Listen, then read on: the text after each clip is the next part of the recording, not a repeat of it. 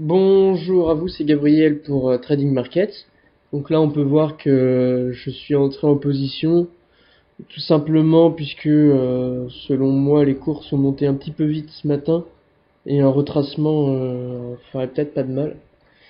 Et c'est BCE ce soir, donc bon, même si on va pricer un petit peu, le marché price déjà un petit peu les résultats de la BCE, je pense que le range est peut-être justifié aujourd'hui. Un mouvement directionnel peut avoir lieu aussi, hein, bien sûr, mais bon, ça reste un petit moment d'incertitude juste avant la publication des résultats. Donc on va voir comment ça se passe ce soir. Toujours est-il que pour le moment, voilà, on est entré en position on est entré en short juste sous la limite. Donc joli setup. Moi j'aime bien quand on rajoute de la limite juste sur les prix ou sous les prix. Donc sur les prix on va prendre un short et sous les prix on va prendre un long. Donc là si vous regardez par exemple le DOM level, donc la représentation du carnet d'ordre graphiquement, vous pouvez voir que en rouge, donc c'est une limite assez forte. Bah, il y a eu deux niveaux avec la grosse limite qui ont été rajoutés juste sur les prix. Ce qui a eu pour effet, vous allez le voir plus tard, les prix n'ont pas baissé tout de suite, ils ont monté un petit peu de quelques ticks, mais rien de grave. Là, ils commencent à redescendre. L'objectif, c'est de prendre 3-4 points et pas plus. Quelques ticks, finalement. Sinon, ce matin, comment ça s'est passé? J'ai commencé par une perte.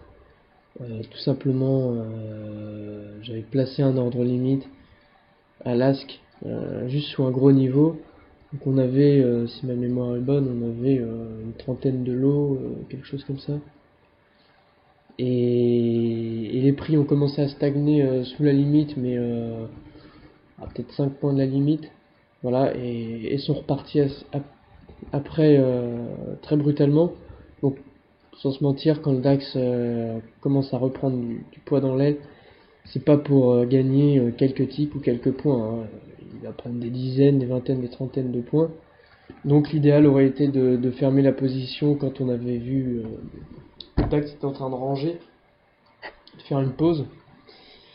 J'aime pas trop, c'est vrai, mettre des ordres en limite à ce moment-là, mais bon, je l'ai fait quand même et j'en assume les conséquences. Donc ce qu'on a eu après, c'est un très beau setup, malheureusement j'ai pas pu le filmer.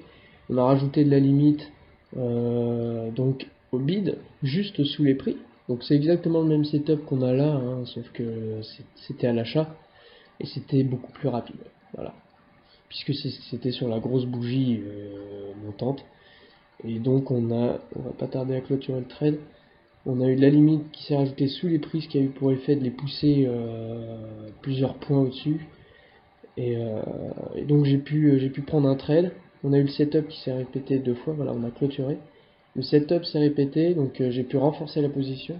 Attention, hein, on va jamais moyenner à la baisse, mais quand une position est gagnante et qu'elle est confirmée deux fois par le même setup, on va agrandir. Et en tout cas, en ce qui concerne le market profile, vous voyez, on a ouvert dans la value area de la veille, mais à l'extérieur du range. Alors c'est pour ça que mon avis était un peu mitigé sur le type de journée.